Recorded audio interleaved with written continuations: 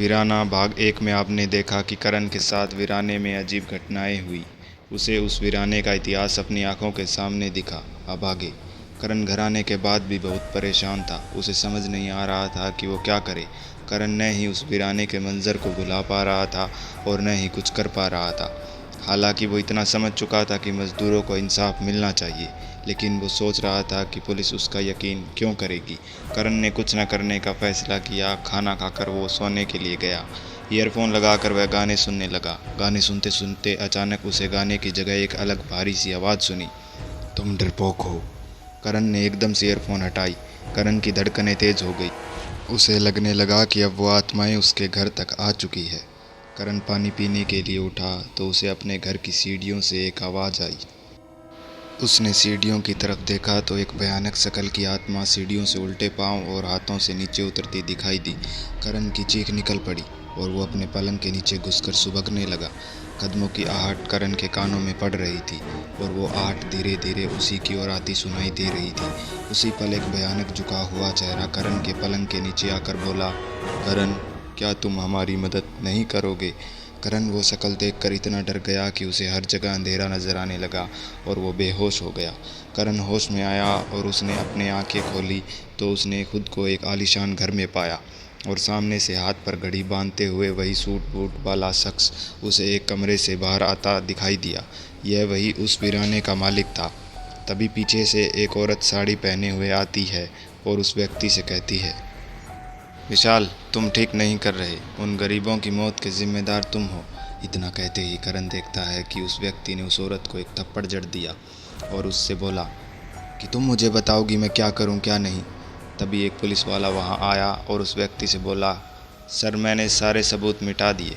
उस वीराने के मालिक ने उस पुलिस वाले को एक नोटों की गड्डी दी और पुलिस वाले को जाने को कहा। उस औरत ने फिर रोते हुए कहा कि विशाल, भगवान से डरो, मुझे मजबूर मत करो तुम्हारे खिलाफ होने के लिए। उस विशाल ने फिर उस औरत को थप्पड़ मारा और बोला, क्या कर सकती है तू मेरा? उस औरत ने कहा, मेरे पास तुम्हारी लापरवाही के खिलाफ सारे सबूत हैं और तुमने पीटर को गोली मारी, वो फुटेज भी मेरे पास है। इतना सुनते ही वो विशाल आग बबूला हो गया और उसने उस औरत का गला दबाना शुरू कर दिया। करण भागकर उसे बचाने लगा तो करण उनके आर पार निकल गया। वो उन्हें छू नहीं पाया। इतने में वो औरत मर गई। करण पसीना पसीना हो चुका था। तभी अचानक करण के आसपास का दृश्य फिर से बदला और उसने देखा कि घोर अंधेरे में विशाल गाड़ी की डिक्की से उसी औरत की लाश को नीचे उतार रहा है और उसने लाश को उतारकर झाड़ियों में फेंक दिया और खुद गाड़ी लेकर निकल गया। करण ने देखा कि उस लाश को जंगली जानवर खाने लगे।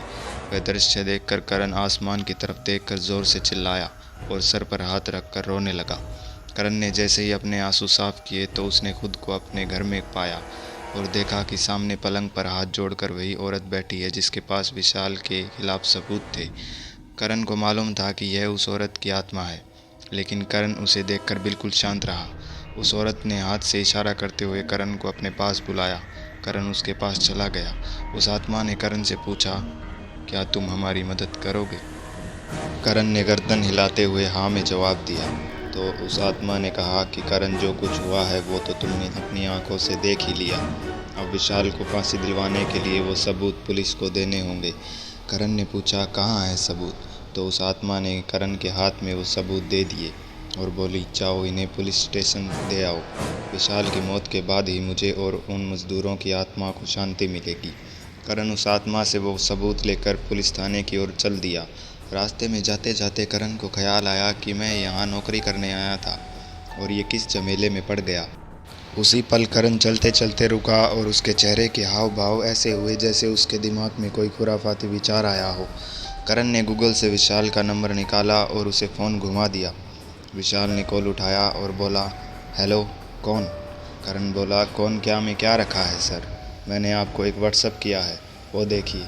विशाल ने व्हाट्सएप खोला और खोलते ही उसने जो देखा वो देखकर विशाल थर थर कांपने लगा और इधर करण एक खुराफाती मुस्कुराहट मुस्कुरा रहा था। आखिर करण के मन में क्या विचार आया था और उसने विशाल को क्या दिखाया जो देखकर विशाल थर थर कांपने लगा।